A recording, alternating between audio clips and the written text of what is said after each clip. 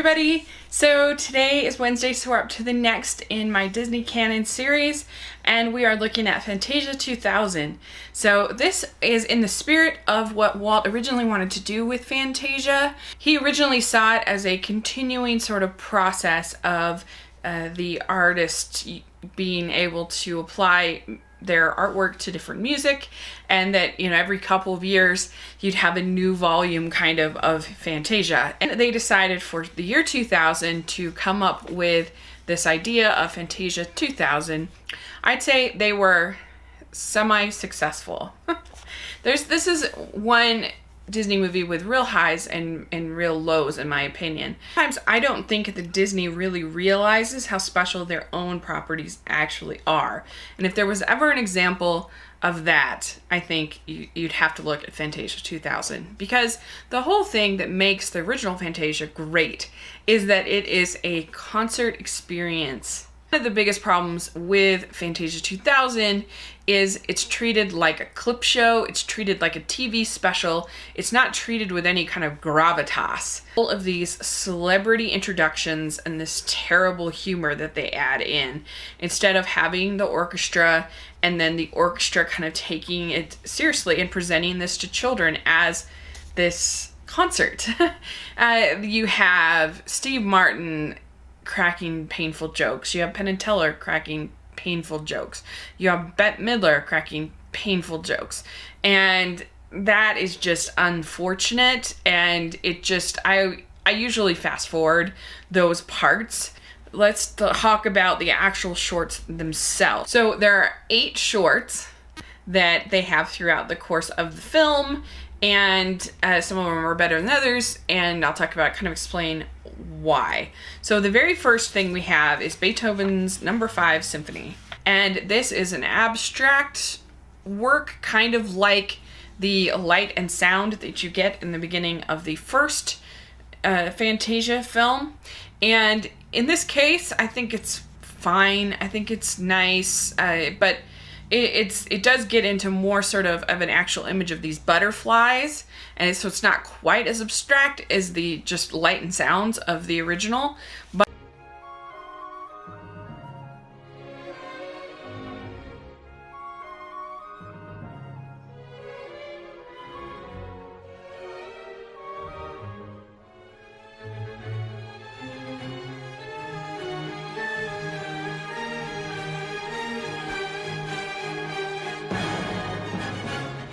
a bit of an odd choice for the music, because this has always seemed like kind of somber music to me, but it is, I think this one works pretty well. Next section that we get is The Pines of Rome by Ottorino Respighi.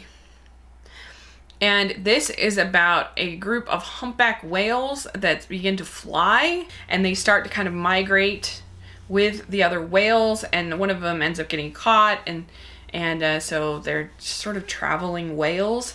And I think one of the big mistakes that they made with this movie is that they decided to embrace CG too much, which is just not as timeless as the original Fantasia with the 2D animation, in my opinion. In this, you can just see some of the poorly rendered sections, which at the time looked really good, but to our eye in 2016, it looks kind of, you want to like smudge it more. You want to like make it look more rendered. And particularly, I think this one shows it the most. And so if they had just done it in hand-drawn animation, it would be so much better. But there is sort of a majesty to it. You know, I think they were trying to kind of go for the Rite of Spring one with the dinosaurs in the original film. And I don't think it comes close to that, but it has that same kind of feeling to it. And it is very pretty.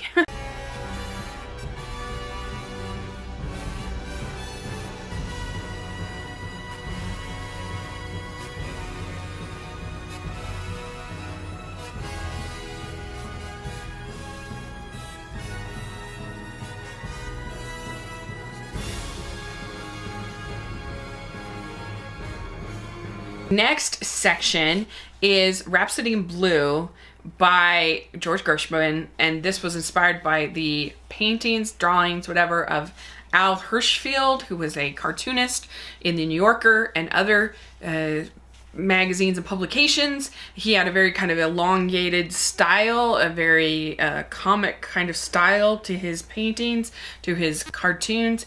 And so this is sort of an homage to him. It's about the people of New York kind of waking up and having different adventures along the way. This is, I think, the best of this group of Fantasia 2000, of the new things.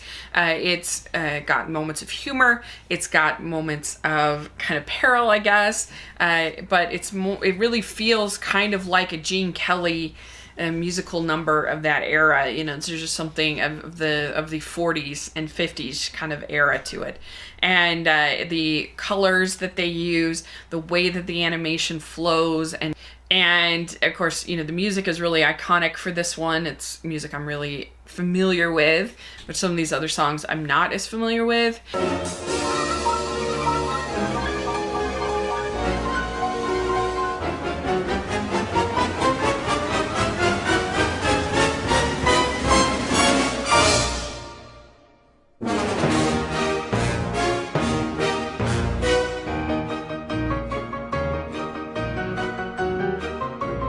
Then next we get the Piano Concerto No. 2, Allegro Opus 102 by Dmitri Shostakovich.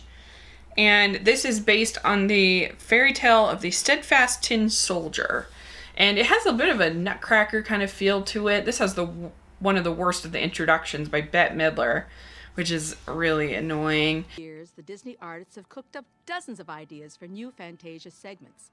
Some of them made it to the big screen this time, but others, lots of others, how can I put this politely, didn't.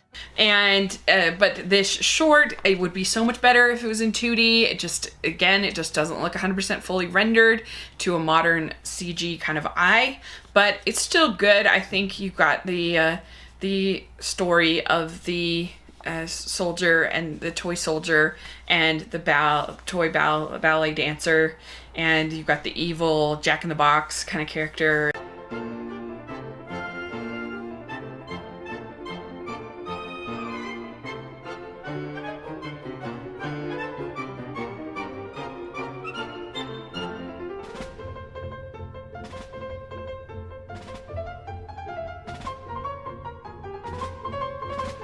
Is the Carnival of the Animals. This is by Camille Saint-Sus. And this is introduced by James Earl Jones with Eric Goldberg, famous Disney animator, sitting there drawing, and they definitely make an allusion to the short in Fantasia with the hippos, the dancing hippos. And so this is kind of an homage to that. And it's what would happen if you gave a flock of flamingos a yo-yo. And it's cute, it's fun. It's not as good as because the thing that's great about sort of the hippo number is that they actually are like making the full movements of a ballet dancer. And so in this, you know, it's fine as like a Looney Tunes style of physical comedy kind of skit, but it's not that memorable or that special, I don't think.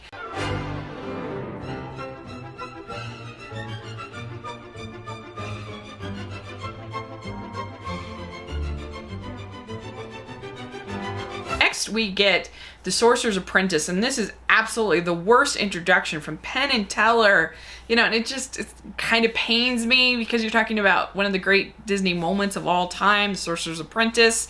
And I think it was a mistake to include this in there because it just makes the other ones seem not as good, in my opinion. It just cheapens, aside from maybe Rhapsody in Blue, I think the others just aren't even close to the amount of storytelling and majesty and the way it uses the music and the greatness of the animation.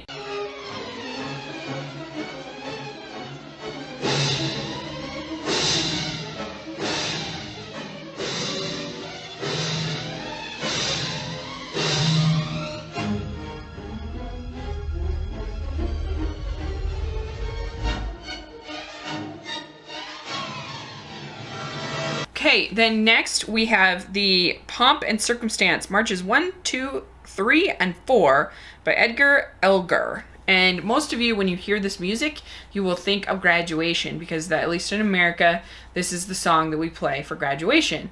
And so I think that's a tiny bit distracting, but it's kind of a charming little short. It's, I think, one of the better animated shorts after Rhapsody in Blue.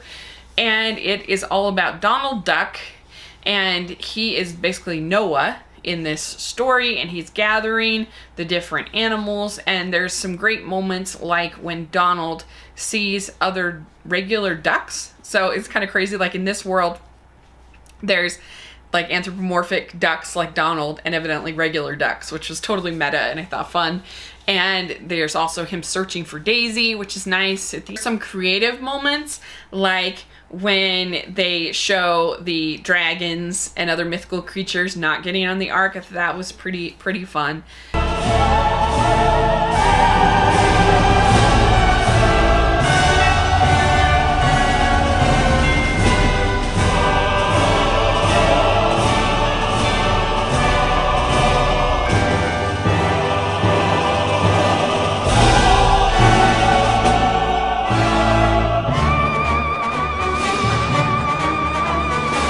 Then next we have the Firebird Suite. This is by Igor Stravinsky. And this is one of the best shorts in Fantasia 2000. You've got this sprite that is sort of the goddess of spring, I guess you could say. And she ends up waking up the Firebird. Who's like this volcano, like that's out to sort of destroy everything. But then there's sort of this back and forth between the goddess of the spring and this Firebird, and it's really lovely and beautifully animated.